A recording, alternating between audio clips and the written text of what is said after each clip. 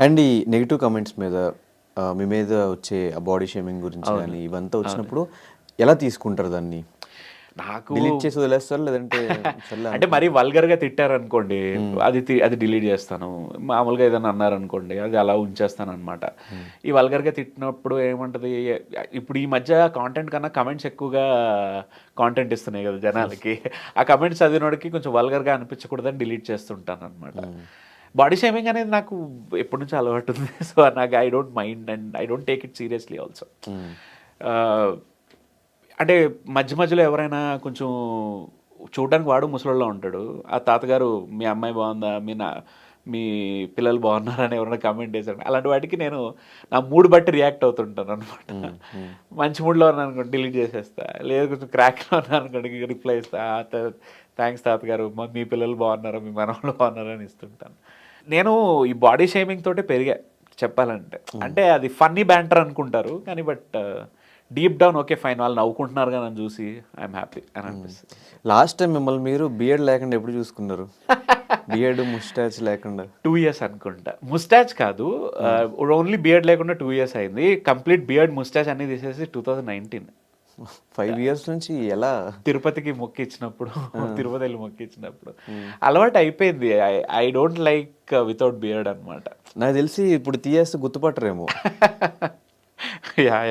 ఆ! ఒకసారి మీ ఏమన్నా ఫోటో ఉంటే చూపిస్తారా? యాహ్! బియర్డ్ లేకుండా తెలుసా మీ సబ్స్క్రైబర్స్‌కి, మీ ఆడియన్స్‌కి తెలుసా? ఎప్పుడైనా చూసారా మిమ్మల్ని లేదు. అట్లా? వాళ్ళు చూసుంటరు. కొత్తోళ్ళు చాలా మంది. వాళ్ళెవరు కిందకెళ్ళి సెర్చ్ చేయరనమాట. ఆ! సో, ఎప్పుడైనా పాతయి చూస్తే వాళ్ళకి తెలుస్తాయి. హ్మ్. అంత కిందకెళ్ళ ఎవరు అంత ఎళ్ళరు గదా! ఎవరు ఎళ్ళరు అంత కిందకి అదే. పాపం.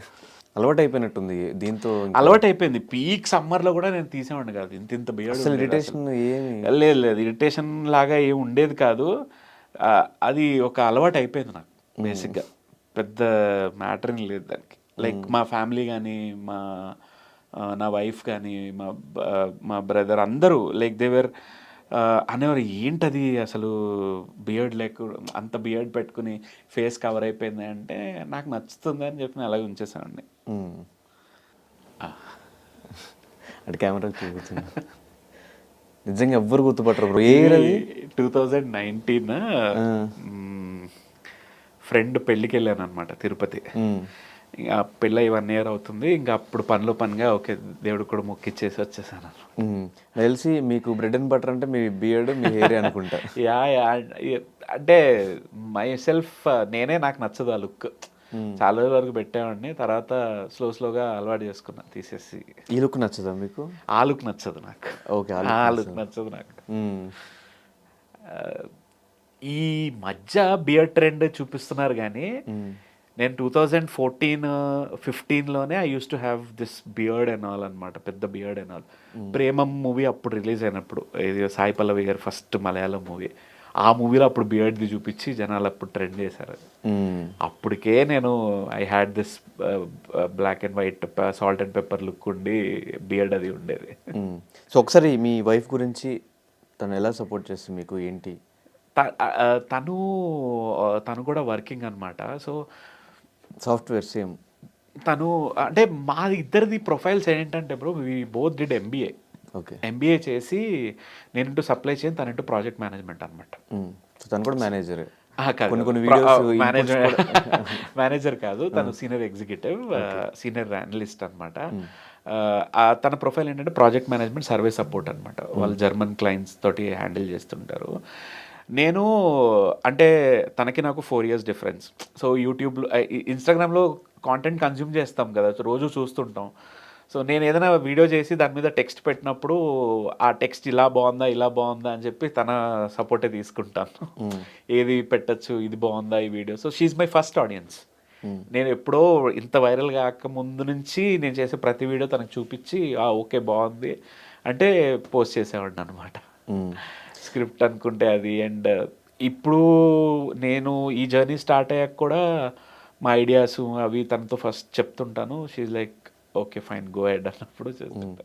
కానీ 2 కత్తులు ఒకటే ఒకటే చోట ఉండలేవంటారు గదా! ఇద్దరు సాఫ్ట్‌వేర్ ఇంజినీర్స్ లేకపోతే ఇద్దరు సినిమా వోళ్ళు ఒకటే ప్లేస్‌లో పెళ్లి చేసుకుని హ్యాపీగా ఉండలేరని నేను విన్నా. నిజమేనా? మీ ఇద్దరి మధ్య గొడవలు ఏమన్నా అలా అవుతూ ఉంటాయా? అనను గానీ ఆ! ఆహ్, మాది ఏంటంటే our main concern was different shift timings అనమాట. ఓకే. నేను యూఎస్కి చేసినప్పుడు నాకు ఫర్ ఎవర్ నైట్ షిఫ్ట్ అది. తన వర్క్ మార్నింగ్ అవర్స్ ఉండేది. సో అది కొంచెం క్లాష్ వచ్చేది అనమాట. షిఫ్ట్ టైమింగ్స్ నేను జాబ్ షిఫ్ట్ అవ్వడానికి కూడా ట్రై చేశాను, అవన్నీ అయ్యాయి. కానీ దానివల్ల మెయిన్ ఇది యాక్చువల్లీ ఇద్దరు సినిమా వాళ్ళు ఒక చోట ఉంటే గొడవలు అవ్వవు. ఆబ్వియస్గా అవుతాయి. ఒక సినిమా అంటే ఫ్యాన్స్ వేరే, కానీ ఒక సినిమా ఒక నాన్ సినిమా ఫ్యాన్ పక్కన ఉంటే గొడవలు అవుతాయి. బట్ ఇద్దరు సినిమా వాళ్ళు ఉన్నా, ఇద్దరు సాఫ్ట్వేర్లు ఉన్నా ఖచ్చితంగా గొడవలు అవుతాయి. అంటే ఎండ్ ఆఫ్ ద డే ఆ డిస్కషన్ స్టార్ట్ అవుతాయి. లైక్ ఆఫీస్లో ఇలా అయింది, మేనేజర్ ఇలా అన్నాడు. నేను నా మేనేజర్ పర్స్పెక్టివ్ ఇస్తానన్నమాట. తన మేనేజర్ ఇలా అన్నాడంటే నువ్వు మేనేజర్లా మాట్లాడకు, ఎంప్లాయీగా చూడు ఎలా ఉంటుందో అని చెప్పేసి చిన్న చిన్న డిస్కషన్స్ అయ్యాయి. అంటే గ్రేట్. నాకు తెలిసి కంప్లీట్ జాబ్ మానేసి ప్రొఫెషన్కి వచ్చేస్తా అంటే సపోర్ట్ చేసే వాళ్ళు చాలా తక్కువ ఉంది కదా, ఇన్కమ్ బాగానే ఉంది కదా, ఇద్దరం సంపాదిస్తున్నాం, చూసుకుందాం, అది ఎందుకు అనుకునే వాళ్ళు ఉంటారు. బట్ సపోర్ట్ చేస్తారంటే గ్రేట్. ఎలా ఒప్పించారు? అంటే రిజల్ట్స్ చూపించాను, లైక్ వాట్స్ హ్యాపెనింగ్ యూట్యూబ్లో కానీ ఇది కానీ.